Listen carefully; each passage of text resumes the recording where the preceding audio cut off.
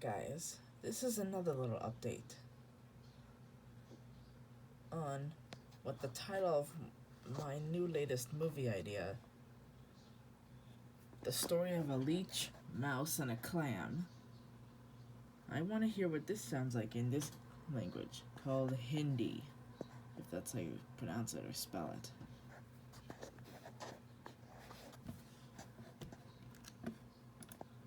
The Story of a Leech, a Mouse and a Clam. A leech, a mouse and a clam की कहानी. Okay, they need to turn those around because it's a story of a leech, mouse, and a clam, not the other way around. Although I don't understand it, though. Somebody tell me what it means. And why they switched around to different languages.